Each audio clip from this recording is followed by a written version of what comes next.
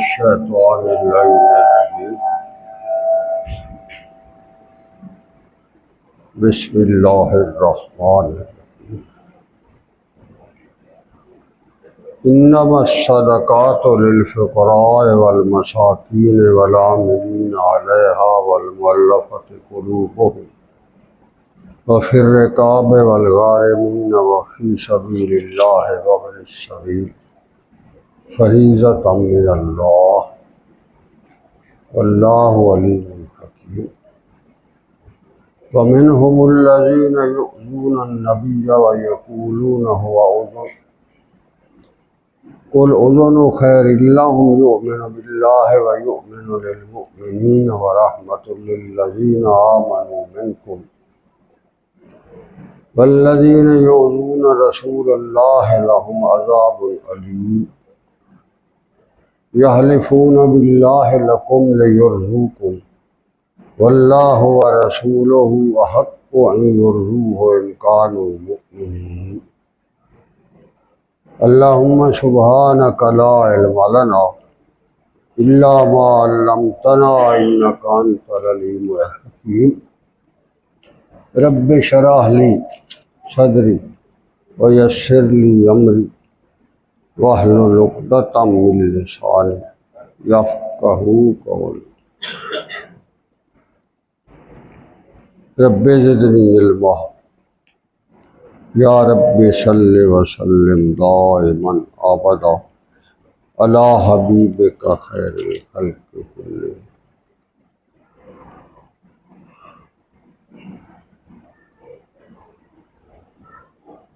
معزز حاضرین و ناظرین کرام، اللہ تبارک و تعالی نے انبیاء کرام علیہ السلام کی مقدس جماعت کو مبعوث فرما کر ان میں بھی رفعت درجات کا نظام قائم رکھا ہے۔ یہ اس کی تقسیم اور حکمت پر مبنی ایک عجیب و غریب پالیسی رہی ہے۔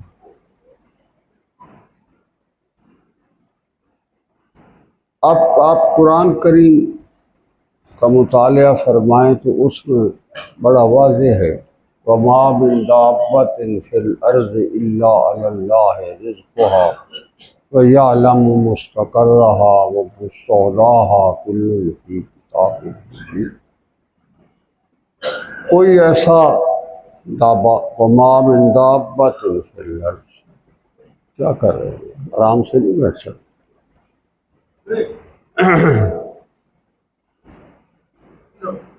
کوئی ایسا ذی روح اللہ نے پیدا نہیں فرمایا جس کا رزق اس نے اپنے ذمہ نہ لیا، مگر یہ بات روزمرہ مشاہدے میں ہے کہ ہر ایک کو ایک جیسا رزق تو نہیں ملتا، یہ بھی تقسیم ہے، کسی کو زیادہ کسی کو، یہ اس کی حکمتوں اور اس کی قدرتوں، اس کے غنا اور اس کی عظمتوں کا ایک نظام ہے جو چل رہا۔ اسی طرح انبیاء کرام کی جماعت انتہائی مقدس گروہ ہے پوری تاریخ انسانی میں۔ اللہ نے ان میں بھی یہ رکھا تلک الرسل فضلنا بعضهم علی بعض منهم من کلم اللہ ورفع درجات۔ علماء فرماتے ہیں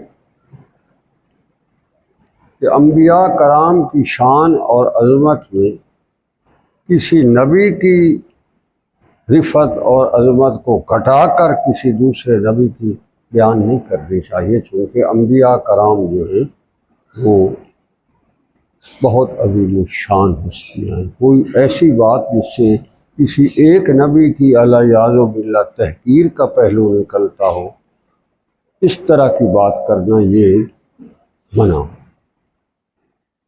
ہاں، سارے انبیاء کرام مقدس، پاکیزہ، انتہائی عظمت اور شان والے ہیں، مگر ان میں سے بعض کی عظمت اور شان جو ہے ان میں رفعت ہے۔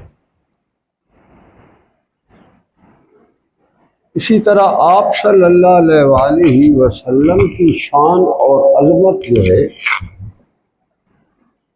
وہ رفعت بڑی عجیب ہے۔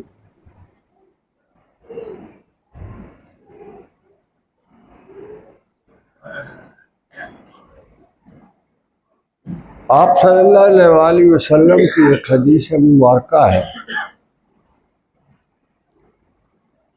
کہ میں اس وقت بھی نبی تھا جب آدم علیہ السلام ابھی جسد اور روح کے درمیان کے مراحل میں تھے۔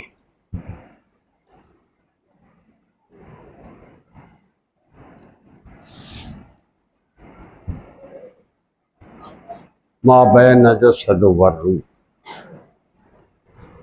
آپ صلی اللہ علیہ وآلہ وسلم کی شان اپنی جگہ پر ہے۔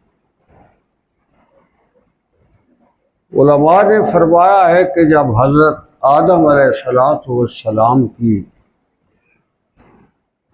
توبہ قبول ہونے کے لیے اللہ کے حضور وہ عرضی انہوں نے پیش کی تو انہوں نے کہا اے اللہ تجھے اپنے محمد صلی اللہ علیہ وآلہ وسلم کی نبوت اور شان کا واسطہ تو مجھے معاف کر۔ تو روایات میں ہے کہ اللہ تبارک و تعالیٰ نے فرمایا اے آدم آپ محمد کا نام کیسے جانتے ہیں، آپ کو کیسے پتا ہے کہ آپ صلی اللہ علیہ وآلہ وسلم محمد کی نبوت؟ تو انہوں نے عرض کی اے اللہ جب تو نے مجھے زندگی عطا فرمائی، میرے جسم کے اندر روح کو پھونکا اور میرے اندر زندگی کے آثار پیدا ہوئے، اور جب میری آنکھ کھلی تو میں نے تیرے عرش کی طرف دیکھا تو تیرے عرش کے اوپر لکھا ہوا تھا لا الہ الا اللہ محمد الرسول اللہ۔ یہ سمجھ آ گئی کہ میری ذریت میں سے، میری اولاد میں سے ایک ہستی ایسی آ رہی ہے جس کا نام اب بھی عرش پر جگمگا رہا ہے، جبکہ ابھی پیدا تو میں ابھی ہوا۔ مجھے اس وقت سمجھ آ گئی تھی، میں تجھے اس ہستی کا واسطہ دیتا ہوں۔ تو اللہ تبارک و تعالیٰ نے ارشاد فرمایا کہ تم یہ کلمات کہو، ان کلمات کی برکت سے میں تجھے معاف کر دوں گا۔ ربنا ظلمنا انفسنا وَإِن لَّمْ تَغْفِرْ لَنَا وَتَرْحَمْنَا لَنَكُونَنَّ مِنَ الْخَاسِرِينَ۔ یہ رفعت درجات کا نظام ہے، یہ چلا آ رہا ہے۔ آپ صلی اللہ علیہ وآلہ وسلم کی شان، جب آپ صلی اللہ علیہ وآلہ وسلم مدینہ طیبہ ہجرت فرمائے تو اس وقت آپ کو اجازت ہو گئی کفر اور طاغوت جو سر چڑھ رہا تھا، جس نے 13 سال مکی زندگی میں اسلام کے ساتھ کون سا ایسا ظلم ہے جو انہوں نے روا نہیں رکھا، حتیٰ کہ آپ صلی اللہ علیہ وآلہ وسلم رات کی تنہائی میں وہ بستی چھوڑنے پر مجبور ہو گئے جو بستی 2500 سال پہلے آپ صلی اللہ علیہ وآلہ وسلم کے اجداد میں حضرت ابراہیم علیہ السلام اور حضرت اسماعیل علیہ السلام نے آباد کرا، بستی چھوڑ دی۔ بعثت مطہر و مقدس سے کم و بیش 25 صدیاں پہلے یہ بستی آباد ہونا شروع ہوئی تھی، جس میں آپ صلی اللہ علیہ وآلہ وسلم جلوائے تھے۔ تو یہ بھی ہوا۔ تو پھر جب مدینہ طیبہ آپ نے ہجرت فرمائی تو اللہ تبارک و تعالیٰ کی طرف سے جہاد کا آپ کو اجازت عطا ہوئی۔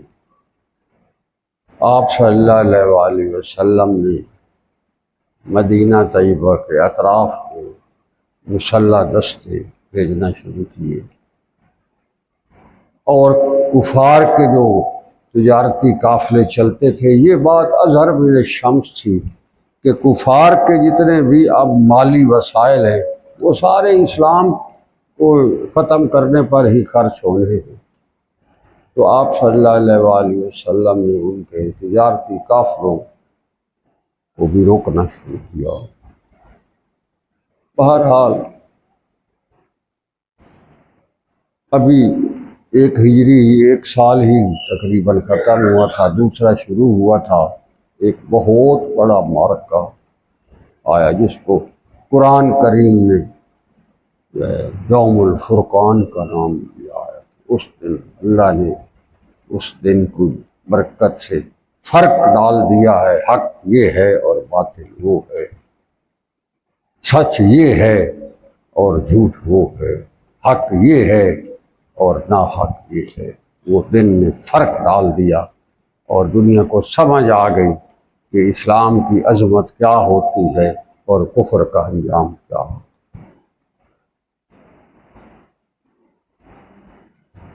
اب جب کفر کا معرکہ اور اسلام کے ساتھ ان کا پہلا ٹکراؤ ہوا، وہ ٹکراؤ بڑا عجیب تھا۔ میں کہتا ہوں اس کی گونج عرش سے پرے سنائی دی کہ زمین پر کفر اور اسلام کا کوئی ٹکراؤ ہونے چلا۔ جبرائیل امین کو بھی اللہ نے حکم دے دیا کہ جا کر کے ان خدام محمد صلی اللہ علیہ وآلہ وسلم کی نصرت میں کھڑے ہو جاؤ۔ کفر بہت بکھرا ہوا، طاغوت کو طاقت کا گھمنڈ ہے، بہت بڑے بڑے تلوار زن کٹھے کر کے ہر قبیلے سے چن چن کر ابھی جہل لایا، اور راستے میں وہ عیش و نشاط کی محفلیں سجاتے آ رہے، گاتے بجاتے آ رہے۔ اللہ کو یہ منظور تھا کہ وہ گاتے بجاتے آئے تھے اور نوحے کرتے ہوئے واپس گئے۔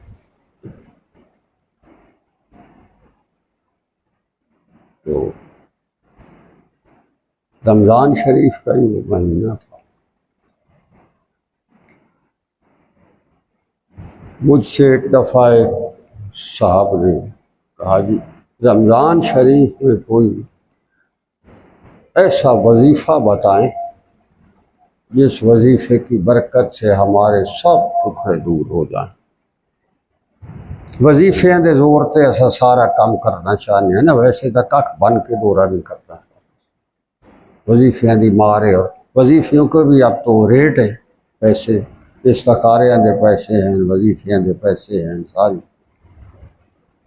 اب تو سب ریٹو ریٹ چل رہا کام، فیسوں کی فیسیں آ فکس ہیں، جیسے ڈاکٹروں کی فکس فیسیں ہیں اسی طرح اسپیشلسٹوں کی، اسی طرح استخاروں کی، تویزوں کی، اسی طرح ان کی بھی فیس۔ مجھ سے کسی نے کہا جی کوئی وظیفہ، بڑے دکھڑے ہیں، بڑی تکلیف ہے، بڑے کوئی رمضان شریف کے برکت کا مہینہ ہے، مجھے کوئی وظیفہ بتا۔ میں نے کہا وظیفہ میں بتا دیتا ہوں، آپ عمل کر لیں تو سب دکھڑے دور کہ جی بڑے دشمن ہیں، بڑے وہ لوگ تویز کرتے ہیں، بڑے جادو ہوتے ہیں، فلان ہوتے ہیں، سب ہوتے ہیں، بڑا انہوں نے زندگی اجیرن کی ہوئی۔ میں نے کہا وظیفہ میں بتا دیتا ہوں، عمل تم کر لینا، پھر نتیجہ مجھے بتانا بھائی کیا نکلا تھا۔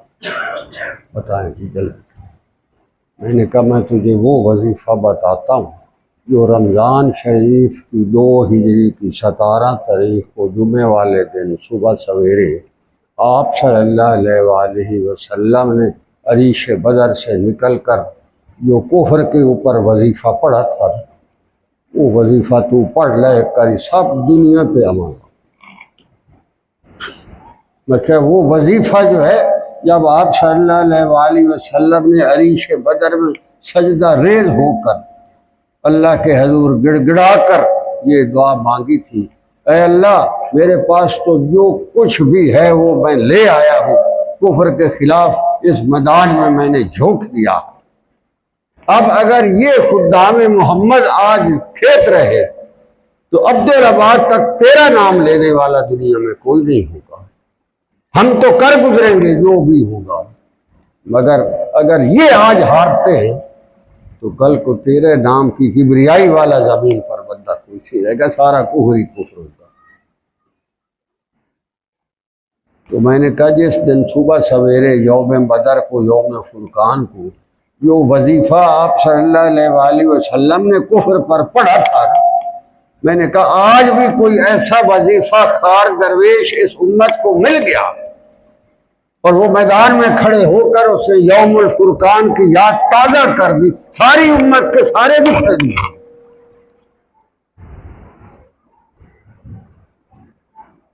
ایسا وظیفہ خار آج امت کو ضرورت ہے۔ اسی سال وظیفے نال تھوڑے مسئلے حل نہیں ہوں گے۔ اگر مسئلے حل کروانے ہیں تو پھر وہ وظیفہ خار کہیں سے درویش ڈھونڈ لاؤ جو محمد اور رسول اللہ کے نقوش کفے پا کر کھڑے ہو کر کفر کو سرے میدان للکارا دی،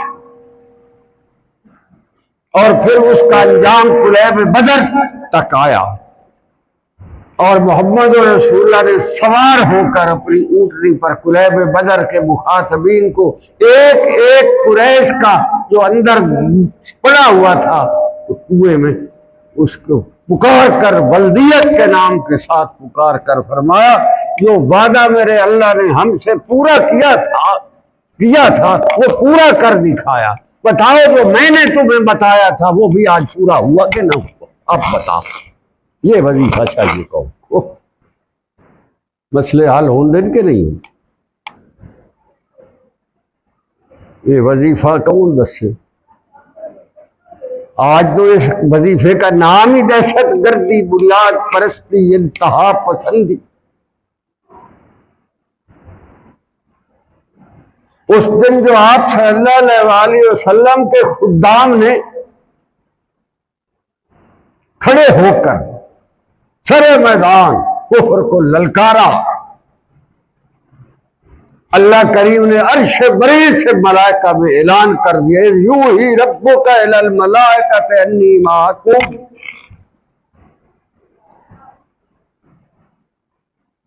مقداد بن اسود جب آپ صلی اللہ علیہ وآلہ وسلم کو مشورہ دے رہا تھا بدر کے بارے میں رات کو وہاں میدان میں، تو آپ صلی اللہ علیہ وآلہ وسلم نے فرمایا مقداد بن اسود جو مجھے مشورہ دے رہا تھا میں دیکھ رہا تھا، عرش پر میرا اللہ ملائکہ کو بھی حکم دے رہا تھا کہ یوحی ربک الی الملائکۃ۔ مقداد زمین پر کفر کے خلاف محمد رسول اللہ کو مشورہ دے رہا ہے، اور اللہ نے فرمایا میں نے آسمانوں پر اعلان کر دیا کہ تم اس مشورے کو عملی جامہ پہنانے کے لیے صبح میدان میں ان کے ساتھ کھڑے ہو۔ یوحی ربک الی الملائکۃ، یہ جو وظیفے پڑھو، ضرورت ہے۔ کیا ہو رہا ہے غزہ میں؟ کیا ہو رہا ہے تمہاری اپنی ناک کے نیچے؟ اس ملک میں کیا ظلم ہو رہے ہیں؟ ساتھ تمہارے کراڑ کے ملک میں مسلمانوں کے ساتھ کیا ہوا؟ یہ تراویحاں پڑھتے ہوئے ان کے پیٹھوں پر ٹھڈے مارتا پھر رہا ہے کراڑ۔ ویڈیو دیکھیے آپ، وہ تراویحاں پڑھ رہے ہیں اور پیچھے سے ان کا پولیس والا جو ہے وہ ٹھڈے مارتا پھر رہا ہے سجدے والے پڑھنے والوں۔ یہ کہتے ہیں سب ٹھیک ہے، ہو رہا ہے، بس چلن دے اس۔ ارے یہ وظیفہ اس وقت امت کی ضرورت ہے۔ پھر میں دیکھتا ہوں کیا ہوتا ہے۔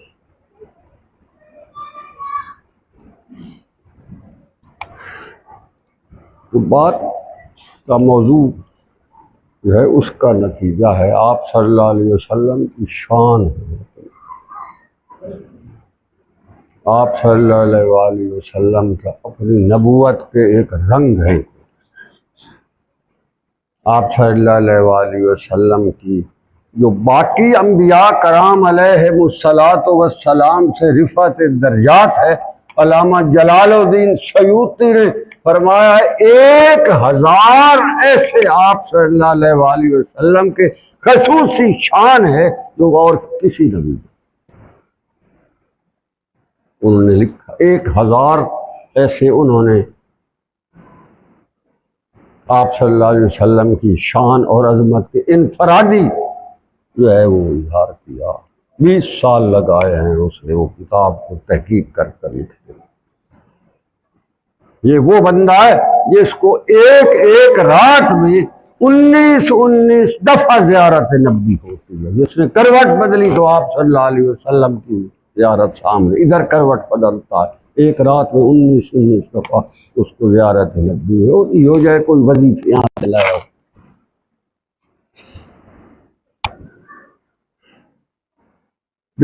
17 تین دے لقب نہیں کھلون دیتے، حال ہی نہ دے.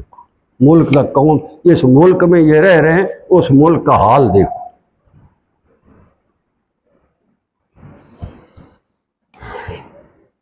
آپ صلی اللہ علیہ وآلہ وسلم نے جب بدر کے میدان کے بعد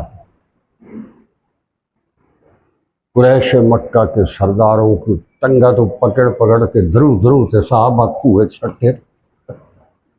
ابھی جہل جو تھا بڑے بال سے اس کے، بڑی شان، بڑا وجیح آدمی، بڑا خوبصورت، اونچا لمبا سونا جوان تھا. تو جب اس کو رگڑا نا انہوں نے، بچوں نے، انصاری نے، محض اور معمول، ابھی اس کے کوئی سانس تھے تو لڑائی شروع ہونے سے پہلے ہی گر گیا.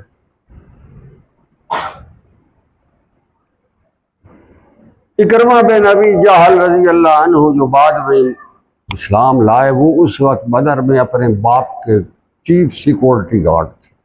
50 کا دستہ تھا بدر کے میدان میں، جو ابی جہل کا ذاتی حفاظت کا دستہ تھا. اس دستے کے انچارج ان کا یہی بیٹا اکرمہ بن ابی جہل تھا، جو بعد میں رضی اللہ عنہ بنا. یہ خود فرماتے ہیں، بخاری شریف میں ان کا بیان ہے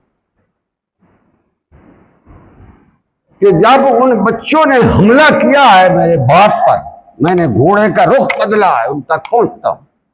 اس دوران میرے پہنچتے میرے باپ کے اوپر ایک وار کیا ہے بچے نے، لڑکے نے، اور اس وار کے نتیجے میں میرے باپ کی جو ٹانگ ہے اس پر تلوار لگی ہے. چونکہ قد چھوٹا تھا، وہ گھوڑے پر تھا تو بچے کا قد نہیں پہنچتا تھا. اس نے لگائی صحیح چھلانگ اوپر، مگر اس کے ٹانگ تک پہنچا. اس نے جو تلوار چلائی ہے، میرے باپ کی ٹانگ میرے اس کے جسم سے ایسے علیحدہ ہو کر گری ہے جیسے کھجور میں سے گٹھلی علیحدہ ہو کر گرتی. یہ مثال، یہ وظیفے چاہیے دینا. یہ کیڑا پڑسی وظیفے جیڑا پیسہ لائے تے وظیفے دسے گا، وہ پڑسی نہیں پڑھتا.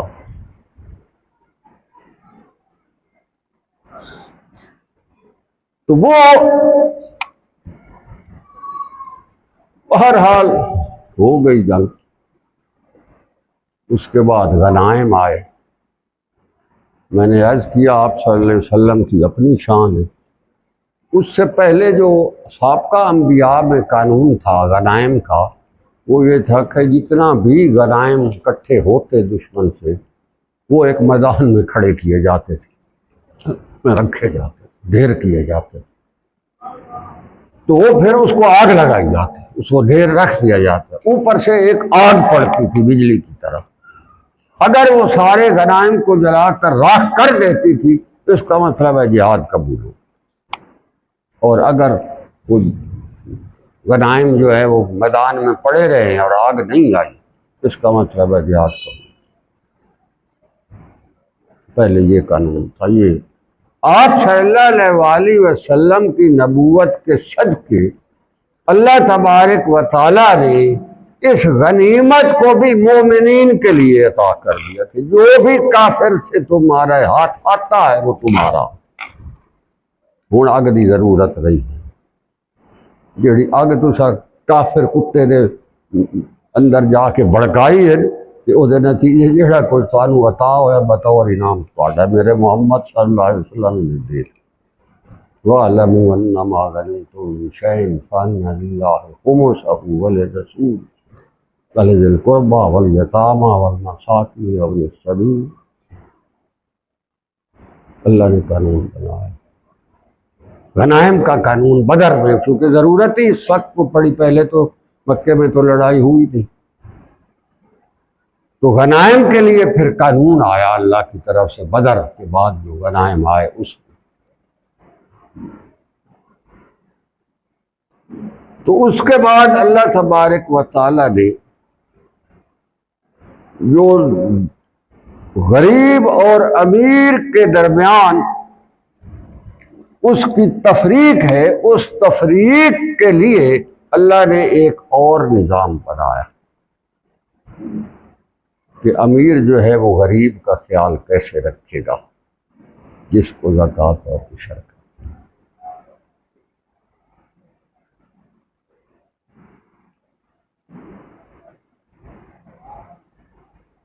تو اللہ تبارک و تعالی نے عجیب انعام بنایا۔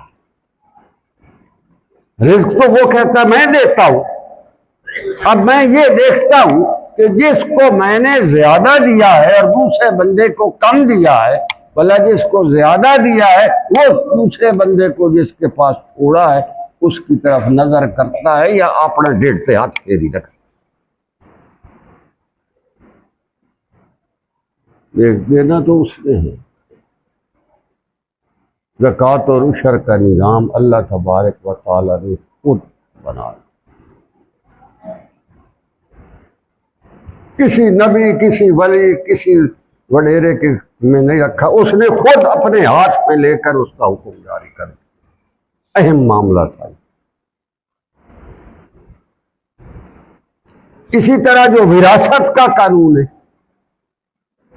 وراثت کا قانون بھی اہم ترین قانون ہے، اس میں بھی بڑی ڈڈیاں مار، بہت بڑا اس میں تماشے اب بھی ہیں، ہمارے ہاں بھی ہیں، ذمہ داروں میں سب سے زیادہ۔ تو اللہ نے وہ بھی اپنے ہاتھ میں رکھا،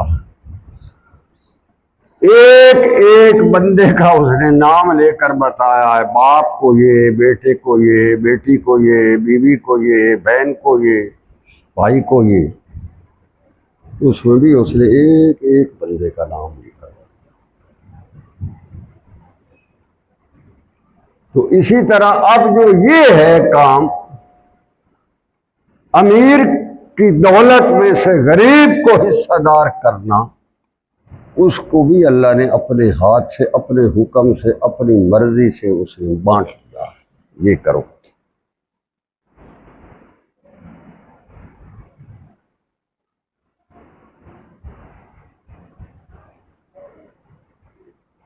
زید بن حارث صدائی رضی اللہ عنہ ایک صحابی، وہ فرماتے ہیں میں آپ صلی اللہ علیہ وسلم کی خدمت میں حاضر ہوا تو اس وقت میرے قبیلے کے اوپر لشکر تیار فرما رہے تھے حملے کے لیے آپ صلی اللہ علیہ وسلم، کیونکہ وہ بڑے خرناس تھے۔ تو میں اچانک جو آیا تو مجھے پتہ چلا کہ آپ صلی اللہ علیہ وسلم تو میرے قبیلے کی رگڑائی کے لیے تیاری کر رہے ہیں۔ میں نے کہا یا رسول اللہ یہ کیا کر رہا ہے، میں تو اچانک آیا۔ تو آپ نے فرمایا تجھے پتہ تو ہے پھر ان کی رگڑائی نہ کریں تو کام سیدھا نہیں ہوتا۔ یہ رگڑائی کا عمل بھی اسلام کی بیوٹی ہے، رگڑائیاں بڑی ضروری ہیں۔ کلیب بدر علی رگڑائی نہ ہو گیا تھا ابھی جالوری کھلون دیا، یہ رگڑائی بڑی ضروری ہے، ہونی بڑی رگڑائی کی ضرورت۔ یہ کوئی آ گیا نا درویش رگڑائی شروع ہوئی، انشاءاللہ وہی ایک سما ہوں۔ یہ ہوں منگتے سارے رگڑائی ہیں، باقی واضح شاہ تو ہوں کام ٹلیا کھلا میں تو اناک کے واز کوئی تھوڑے ہوندے کھلن، تبلیغہ تھوڑی ہوندے کھلن، مدرسیاں کوئی نفریاں گھاٹے کہ کافی نہیں ہوا ہے، کیوں رگڑائی چاہیے۔ آپ صلی اللہ علیہ وسلم جیسی رحمت للعالمین ہستی نے میدان کھڑے ہو کر دو زریں پہن کر کفر کے سامنے تلواریں لہرا کر خچر پر سوار ہو کر حنین اور اوطاس کی وادیوں میں نعرہ لگایا انا نبی لا کذب انا ابن عبد المطلب،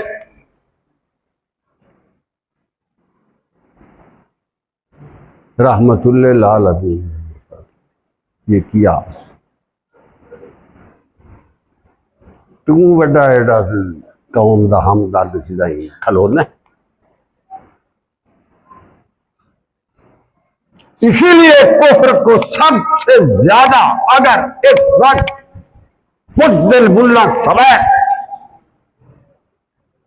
اگر کوئی سب سے زیادہ خوف ہے تو اسی بات سے خوف ہے. وہ کہتے ہیں یار خود انہوں نے کیا کیا ہے. غزہ میں کفر خود کیا کر رہا ہے. وہاں سے دہشت گردی بنیاد پرستی انتہا پسندی نظر نہیں آئی. نہ ادھر کی لبرل آنٹیوں کو نظر آ رہی ہے، نہ مصلحت پسند ملا کو یہ پسند آ رہی. وہ سب خاموش ہے. کفر جو ہے وہ بستیوں کو بارود کے ڈھیر پر رکھ کر کیا حال ہو رہا. تو ظاہر ہے وہ تو کہیں گے یہ ہمارے لیے وہ دہشت گردی بنیاد پرستی انتہا پسندی ہے، ان کے لیے امن کی کوشش. ماشاءاللہ امن ہوتا کھڑا. وہ مسلمانوں کوئی عقل استعمال کرو.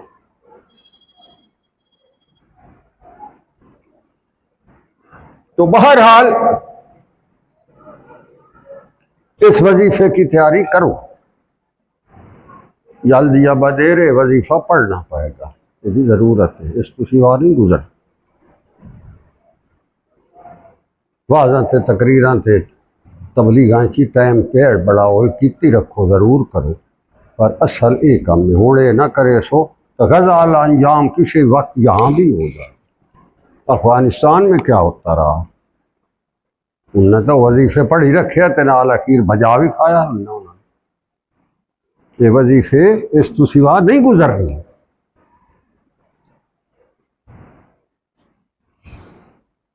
تو بہرحال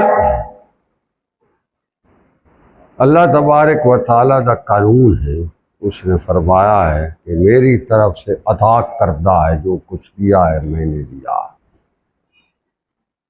آپ صلی اللہ علیہ وآلہ وسلم کی حدیث مبارکہ ہے اللہ تبارک و تعالیٰ فرماتا ہے میں اس وقت تک نہیں اکتاتا جب تک میرا بندہ نہیں اکتاتا. وہ جو ہے وہ میرے نام پر دینے پہ نہیں اکتاتا اور میں اس کو لینے میں نہیں اکتاتا. ہاں مگر ایک بات ہے کہ اللہ پاک ہے اور پاک چیز کو پسند کرتا ہے، نیتوں کے فطور کو پسند کرتا. آپ کی نیت میں فطور ہو اور آپ پہاڑ جتنا سونا بھی دے دیں اللہ اس سے مستغنی ہے، اسے کوئی پرواہ نہیں. غیر بن حباب ایک مٹھی سکی کھجورے لے کر آ جائے اور آپ صلی اللہ علیہ وسلم اس کو اچھال کر پورے ڈھیر کے اوپر جائے، کوئی کھجور وہاں گری کوئی وہاں گری. وہاں تیری جو یہ سکی کھجورے ہیں مٹھ پر ان کی حیثیت ایسی ہے جیسے پورے یہ ڈھیر پر چھا گئی ہے، تیرا بھی اس کا اجر پورے باقیوں پر چھا گیا. اس لیے کہ تو نے تو پیچھے رکھا ہی کچھ نہیں، تیری تو کائنات ہی یہی. اللہ ان کھجوروں کو پسند کرتا ہے اور ان سونے کے ڈھیروں کو قارون والوں کو پسند نہیں کرتا. یہ بات ہے. تو وہ کہتا ہے بھائی جس کو میں پیسے دیتا ہوں دولت دیتا ہوں وہ میرے نام پر صدقات. کیا ہے صدقہ؟ صدقہ صادق صداقت سے ہے.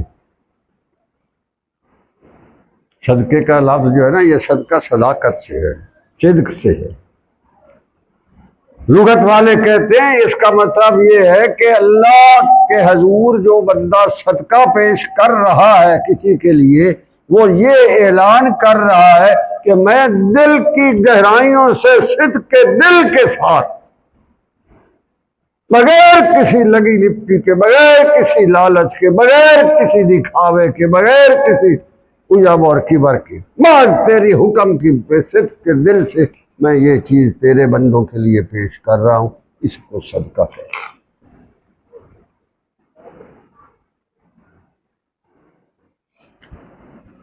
تو اللہ کہتا ہے میں جو تمہیں اتنے دیتا ہوں 100 روپے چھوا 2.5 روپے دے من اس کے ہی موت ہے. تو بھائی 100 جو اس نے دیا اس میں سے 2.5 دینے ہیں کہ ہی موت. تو اس نے آگے خود اس کے آگے مصرف اپنی حکم کے بنا دیے تاکہ کوئی کسی کے اندر کسی قسم کی چوں کی کوئی گنجائش ہی نہ ہے. جیسے میں عرض کر رہا تھا، زید بن حارث صدائی رضی اللہ عنہ فرماتے میں آیا تو وہ تو میرے قبیلے کے خلاف چڑھائی کا حکم ہو رہا تھا، آپ لشکر تیار کر. میں کہ یا رسول اللہ ٹل جاؤ، میرے لشکر میرے قبیلے تو کرو. آپ نے فرمایا تو وہ مانتے جو نہیں. فرمایا آپ لشکر نہ بھیجے، میرا ذمہ رہا، میں ذمہ داری لیتا ہوں، انشاءاللہ وہ سارے آپ کی خدمت میں آ جائیں گے اور آپ سے مسلمان. میں نے خط لکھا اور ان کو ساری بات بتائی. ان سارا قبیلہ آ کر آپ صلی اللہ علیہ وسلم سے مسلمان. آپ صلی اللہ علیہ وسلم نے مجھے بڑی دعائیں دی اور بڑے لقبات کی. لیڈر کا لیڈر قوم کا ہو تو ایسا ہونا چاہیے. آپ صلی اللہ علیہ وسلم ساڑھے والے لیڈر نا.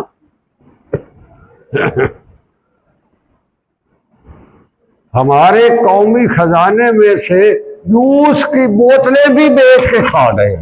کرو گال یار، جوس کی بوتل کتنے 50 نے تو 100 دیا. یعنی یہ آپ کے جو توشہ خانے کا ریکارڈ ہے، اس ریکارڈ کے یہ ریکارڈ پر ہے کہ جوس کی بوتلیں بھی ساڑھے والے رگڑ گئے. وہی بازار ولایت نہیں کی نہ وہی سرکاری تھوڑا خون دی جوس کی. بابے دی جمہوریت دے مارے 500 کھلے ہوتے منہ تے، جمہوریت ہی تے ہوتے ہی منہ. یہ سانو نظام سونا دے گا، لعنت ایسے نظام.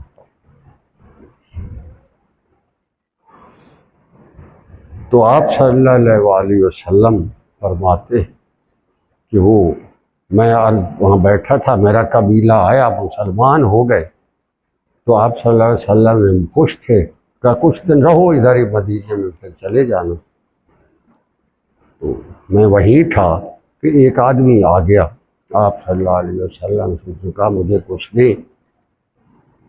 تو آپ صلی اللہ علیہ وسلم نے ارشاد فرمایا بھائی اب میں نے کیا دینا ہے؟ اب تو اللہ تبارک و تعالیٰ نے کسی نبی، کسی غیر نبی، کسی ولی، کسی پیر، کسی فلان، کسی جمکان کو کوئی اختیار نہیں دیا. اس نے آپ خود حکم دے دیا فلانے فلانے فلانے فلانے بندے کو دیا جائے گا. بھائی اگر تم اس میں آتے ہو تو میں تمہیں دے دیتا ہوں، اگر تم ان 8 مدوں میں نہیں آتے تو پھر میں تمہیں صدقات میں سے نہیں دیتا، ویسے ہی ہدیہ ہے وہ تمہیں میں دے دوں. اگر تم نے ان میں سے لینا ہے تو تمہیں ثابت کرنا پڑے گا کہ تم ان 8 میں سے، کیونکہ اللہ نے یہ اختیار کسی کو بھی نہیں دیا، اپنے ہاتھ میں رکھا. اور وہ یہ انما الصدقات للفقراء،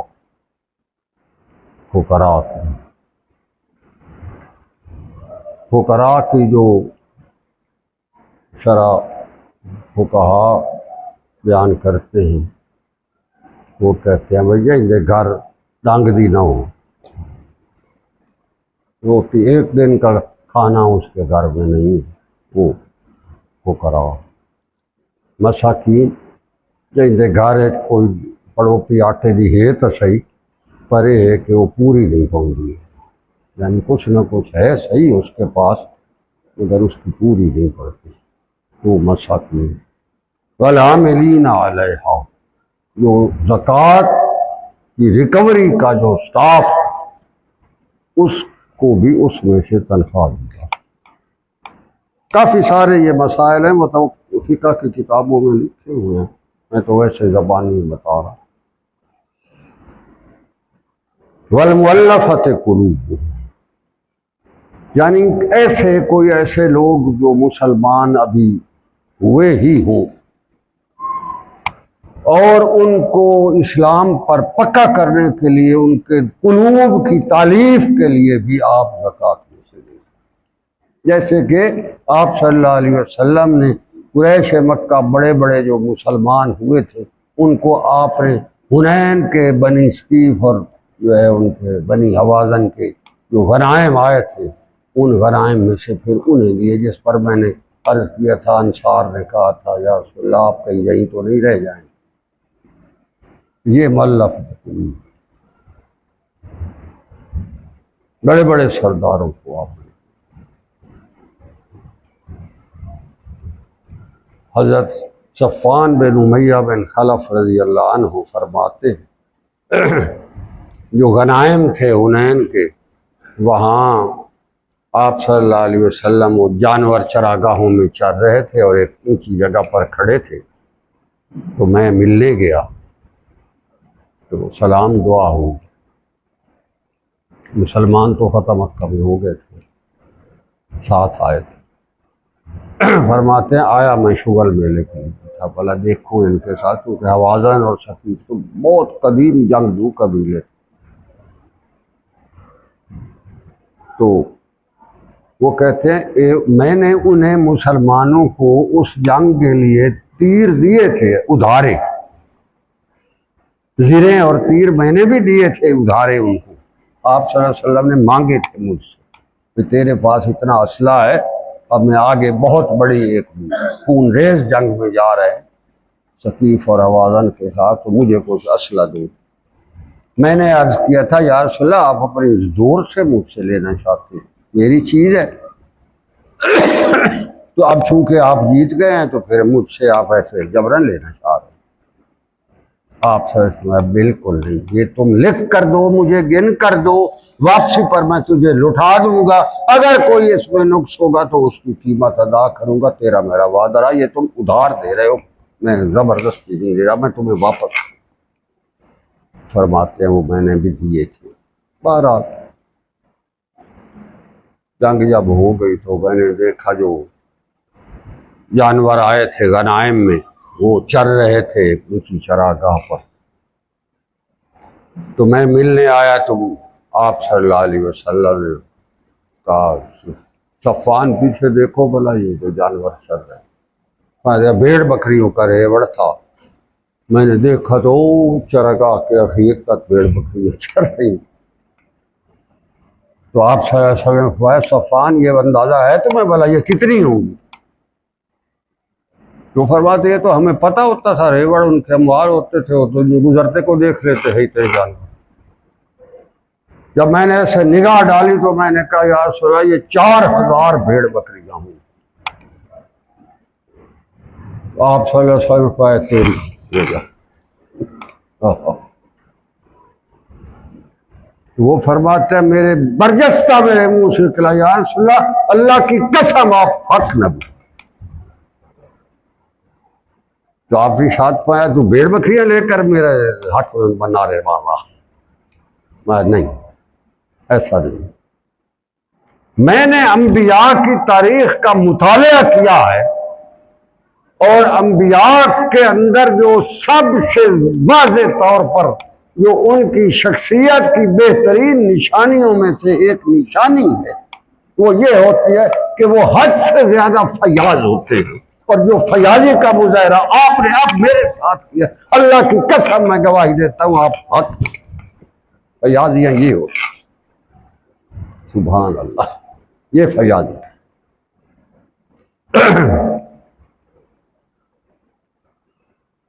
تو بات تو صدقات کی چل رہی تھی، انما الصدقات للفقراء والمساکین والعاملین علیہا والمؤلفۃ قلوبہم۔ تالیف قلب کے لیے آپ دے سکتے ہیں، جیسے میں نے ابھی مثال، وفی الرقاب کہہ دیے۔ فقہا نے یہاں بڑی زبردست دلچسپ بحث کی ہے۔ وہ کہتے ہیں کہ اس کو ذرا چار پہ لگا دیں، وہ کہتے ہیں کہ آپ غلام کو اگر دیں گے گردنیں چھڑانے کے لیے تو وہ آپ اس کو دیں گے جو مکاتیب ہوگا۔ یہ پہلی دفعہ میں نے دیکھا ہم تو کہتے بھائی غلام ہے اس کو دے دو، وہ کہا کہتے ہیں نہیں اسے نہیں دے سکتے، آپ عام غلام کو نہیں دے سکتے، آپ مکاتیب کو دیں۔ مکاتیب کون سا ہوتا ہے؟ وہ اپنے مالک کے ساتھ معاہدہ کرتا ہے کہ بھائی میں تجھے اتنا مال کما کر دے دوں گا، طے ہو جاتا ہے، اور جب میں یہ دے دوں گا تو تم مجھے آزاد کر دے گا، اس کو مکاتیب کہتے ہیں۔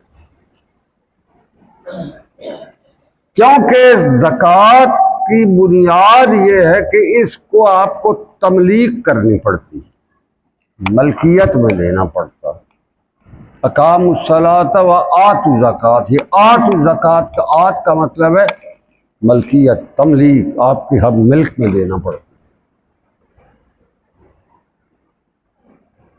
تو جب وہ ملک میں تب آئے گی جب مکاتیب ہے، چونکہ اس کے پاس تو اختیار ہے مالک کا۔ اگر عام غلام ہو اس کی اپنی ملکیت تو ہوتی کوئی نہیں، یعنی جو آپ اس کو بھی دیں گے وہ اس کے مالک کا ہے، اس کا نہیں ہے، چونکہ اس کے پاس ملکیت کا کوئی نہیں ہوتا۔ تو اگر آپ نے کسی عام غلام کو دے دی ہے تو وہ غلام کی نہیں رہے گی، وہ تو مالک کے پاس چلی جائے گی، مالک تو زکوٰۃ کا مستحق ہوگا ہی نہیں، اس لیے غلام کی زکوٰۃ ادا ہے۔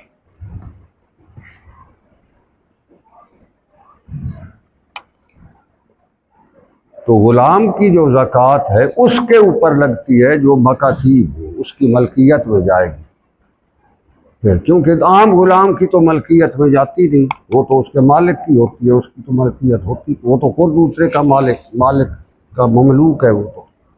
اس لیے غلام اگر آپ نے دینا ہو تو وہ مکاتیب کو دینا ہو۔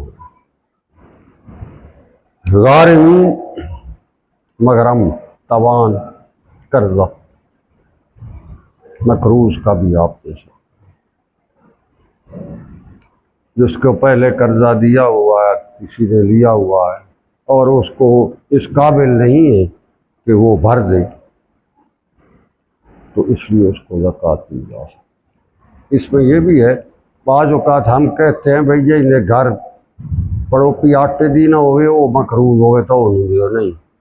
مقروض کا مطلب ہے اس کے پاس ہے چیزیں مگر اس کے پاس اتنا نہیں ہے کہ وہ اس سے قرضہ ادا کر سکے، قرضہ ادا کرنے کے لیے اس کو ضرورت ہے، تو اس کی اس ضرورت کو پورا کرنا جو ہے وہ آپ زکوٰۃ میں سے دے سکتے۔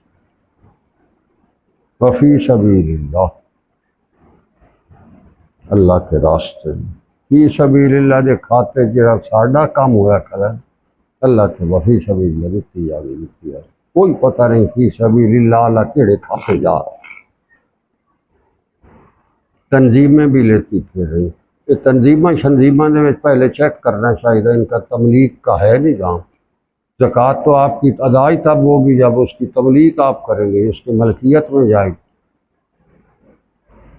ہمارے ملک کے جو زکوٰتیں کاٹتے ہیں، ایک دفعہ میں نے خود اخبار میں پڑھا تھا، جو ہمارا آڈیٹر جنرل تھا نا، اس نے جب گورنمنٹ کے ایکسچیکر کا آڈٹ کیا تو اس میں سے جو زکوٰۃ بینکوں سے کٹوتی کی جاتی ہے، اس زکوٰۃ کے پیسے سے انہوں نے باہر ثقافتی طائفے بھیجے تھے، زکوٰۃ فنڈ چو جڑے وہیں تے باہر نچ گا آئے تھے، اپنا موسیقیاں کر آئے تھے، ثقافت دے مظاہرے جڑے ساڈے والے اتنے باہر ون کریں گے، یہ سارے میراثی نٹ بنڈ، وہ ان کو اس فنڈ میں سے انہوں نے باہر ثقافتی طائفہ بھیجا تھا۔ لے میں آخیا دے لو زکوٰۃ، کے لگ گئی زکوٰۃ۔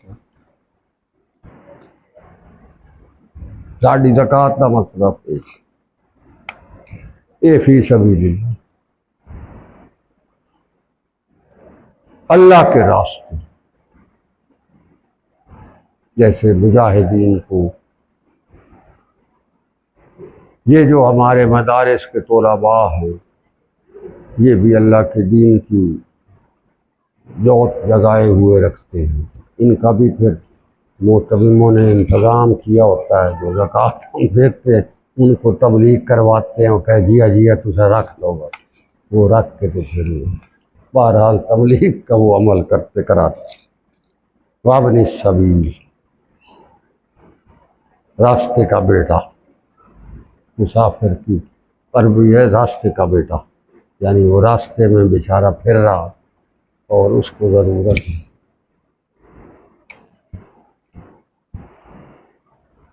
تو اس کے لیے مسافر کے لیے آپ ایسے مسافر کو بھی دے سکتے ہیں جو ویسے مستحق نہیں ہے. یہ ساڑھا آج کل فیشن ہی میں جی بڑا معذب گاڑی میں بیٹھے ہیں سب پھر تو رہے ہیں وہ جا کے اکثر ہمیں بھی ہے موقع میں جی ذرا رکنا بھائی خیر ہے پتہ ہے ٹائر پنچر ہو گیا پٹرول مک گیا کیا تھا وہ جی بات کرتے ہوئے تو بڑی شرم آ رہی ہے مگر اصل بات یہ ہے کہ وہ جی ہم گھر سے چلے تھے تو وہاں گئے تو میں پٹرول ڈلوانے لگا تو وہ میں پھر ادھر وہ ساتھ والا جو وہاں دکان پر گیا تو میں کافی پینے لگا تو میری جیب کٹ گئی تو اب وہ میں نے جانا فلاں پر ہے تو 10-1,000 روپے کی ضرورت ہے تو ہر ایک سے آپ مانگ نہیں سکتے تو آپ کو میں نے بڑا شریف آدمی سمجھا ہے تو آپ مجھے 10,000. یہ ہمارے ساتھ بھی ہوا ہے 2-3 دفعہ. میں کہ جیب تیری اگر کٹی گئی تو تو میری جیب کٹن واسطے آ گئی. یہ میں نے دیکھا بیت اللہ کے اندر بھی بیٹھے ہوئے بڑے جو ساڑھے ورگے ہوئے ہیں ہمارا دیسی مال وہاں پھر رہا وہی مانگتے حرم شریف کے اندر بیٹھے ہوئے آپ اپنا عبادت میں لگے ہوئے ہیں یا تلاوت کر رہے ہیں وہ آ جائے گا جی بڑا بیٹھ کے باتیں حال حوال خیر خیریت بھائیے بچھڑے ہوئے پرانے دوست بھائی کرتا کرتا تو بس آپ اصل آ جائے گا. پھر ساتھ وہ سودے بازی بھی کرے گا پہلے 500 ریال مانگے گا پھر 50 راضی ہو جائے گا چال بھائی. یہ جی میں ساڑھے پٹھان بھائی کلی نہیں بھی چلتے اسے 500 تے کیتا تے 50 تے راضی ہو گیا چل. بہرحال فریضۃ من اللہ اللہ کہتا ہے میری طرف سے فرض ہے واللہ علیم الحکیم مجھے پتہ ہے سارا اور حکمتیں بھی میں جانتا ہوں.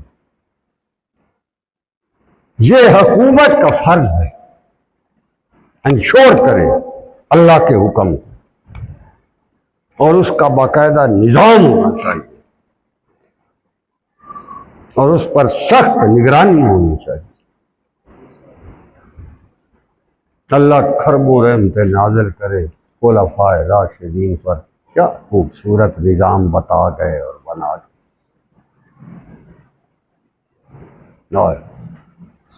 صدقے فاروق اعظم رضی اللہ عنہ. اسی لیے تو بڑے بڑے کافر جو ہیں وہ بھی کہتے تھے کہ اگر اس امت کے پاس محمد رسول اللہ صلی اللہ علیہ وسلم اور ابوبکر صدیق رضی اللہ عنہ کے بعد اس عمر کے علاوہ ایک اور عمر بھی ہوتا تو کیا میں قیامت یہی مسلمان کا جھنڈا سب سے بلند ہوتا. یا جتنی اللہ نے اس کو زندگی دی تھی 10.5 سال خلافت کی اگر 10.5 سال اور بھی کر جاتا یہی تو تب بھی یہی ہوگا دنیا پر کفر نہ ہائے. حکومتی کسی نے خدمت کرنی ہو تو پھر اس سے مسجد نبی شریف میں خطبہ دے رہے تھے ایک بچہ آیا 8-10 سال کی عمر کا اس نے آ کر کہا جو پہلے یہاں پچھلے ہفتے کھڑے تھے وہ کدھر ہے وہ جو نحیف و نزا پتلا سا ایک کمزور سا نظر آنے والا انسان پہلے تو وہ کھڑا ہوتا تھا وہ کدھر ہے. انہوں نے کہا جی وہ تو اللہ کو پیارے ہو گئے اب یہ ہے بہت ہو گئے 3 دن ہوئے.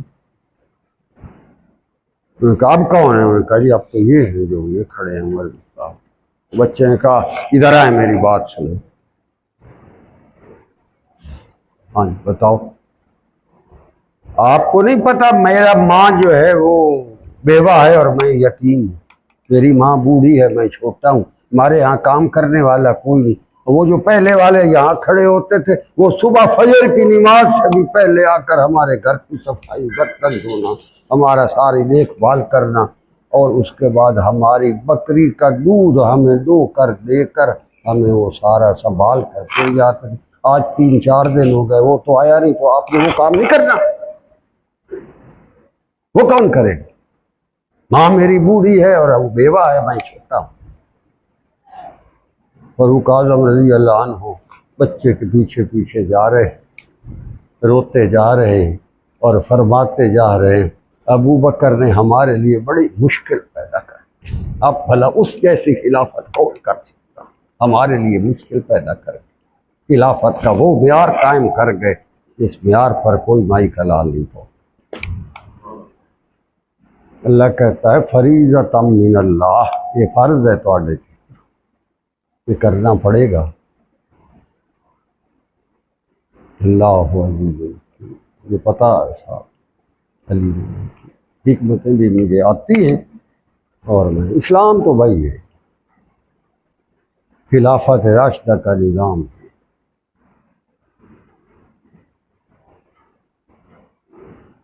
حضرت عبد الرحمن بن عوف فرماتے ہیں رات کو میں نے کبھی کبھی حضرت عمر بن خطاب بڑے اکابر صحابہ کو بھی ساتھ لے لیتے تھے، چل تو بھی چل میرے نال گشت کرا۔ حضرت عبد الرحمن بن عوف اشرا مبشرہ دوست بھی تھے دونوں آپس۔ فرماتے ہیں مجھے ایک دن رات کو کہیں میں جا رہا تھا، نظر آ گیا، مجھے پکڑ لیا، چل ساتھ میں ان کے ساتھ چل پڑا۔ مضافات مدینہ میں ایک جھونپڑی سی تھی، اس جھونپڑی کے اندر سے آوازیں سی آ رہی تھیں، تو ہم ادھر چل پڑے۔ جب جا کر پتہ لگا کہ وہ تو کوئی ایک فیملی ہے عرابی دیہاتی، اور وہ آئے تھے ادھر حضرت عمر بن خطاب سے راشن لینے کے لیے اور اپنی ضرورتیں پوری کرنے کے لیے۔ تو ابھی رات ہو گئی تھی، تو انہوں نے یہاں خیمہ لگا کر تو آرام کرنے لگے۔ ان کی خاتون جو ہے وہ اس کو تو ابھی بچہ پیدا ہونے لگا، تو یہ تو اس کے لیے وہ بندہ نہ کسی کا واقف، نہ کوئی جانتا نہ پہچانتا، نہ وہاں کوئی اور بندہ، وہ بیچارہ پریشان ادھر ادھر کر رہا تھا۔ فاروق اعظم رضی اللہ عنہ نے جب یہ سنا تو بھاگ کر گئے گھر، اپنی اہلیہ کو بلا کر ساتھ لے آئے، اندھیرے میں اس بی بی کے اندر بھیجا کہ بھئی اس ان کے بچہ پیدا ہونے لگا ہے، ان کی مدد کرو۔ باہر انتظار میں بیٹھ کے، اور جب بچہ اللہ کا شکر ہے وہ پیدا ہو گیا، ٹھیک ہو گیا، تو اندر سے ان کی اہلیہ حضرت فاطمہ رضی اللہ عنہا، جو حضرت علی رضی اللہ عنہ کی جو تھی ان کی بیٹی تھی، کلثوم وہ تھی، تو انہیں اندر سے آواز دی امیر المومنین مبارک کو، آپ کے بھائی کے ہاں بیٹا پیدا ہوا۔ جب اس نے سنا تو ہکا بکا رہ گیا کہ امیر المومنین آیا ہے میرے گھر کی اہلیہ کے بچے کے لیے، اس کی اپنی بیوی لے آیا۔ وہ اس سے پاسے آ جاؤ چنگے راست، لعنت بھیجو ان کتیاں، یہ تو لے دے گئے تو ملک نو چٹ عذاب اللہ دے، بچ جاؤ، لعنت بھیجو ان کا، نہیں چاہیے ہمیں یہ نظام، تو یہ آئی ہمیں یہ آئین چاہیے جو جبرائیل امین قلم اطہر محمد الرسول اللہ تک لایا۔ خلافت راشدہ علی منہاج النبوہ نے اس کا عملی خوبصورت پاکیزہ خوشبودار گلدستہ مہکایا ہے، ہمیں وہ چاہیے۔ بہرحال اللہ تبارک و تعالی توفیق عمل عطا فرمائے اور ہماری خطاؤں سے درگزر فرمائے۔ آپ صلی اللہ علیہ وآلہ وسلم کے فیضان اور اپنے پاک نام کے ساتھ وابستگی میں مزید اخلاص عطا فرمائے، عافیت کا حکم صادر فرمائے، معصیت کے عذابوں سے محفوظ فرمائے، اور یہاں خلافت راشدہ علی منہاج النبوت کے نظام کی بہار لائے، اور اس قوم پر اللہ رحم اور درگزر فرمائے۔ وصلی اللہ تعالیٰ علی خیر خلقہ محمد و آلہ و صحبہ اجمعین، آمین۔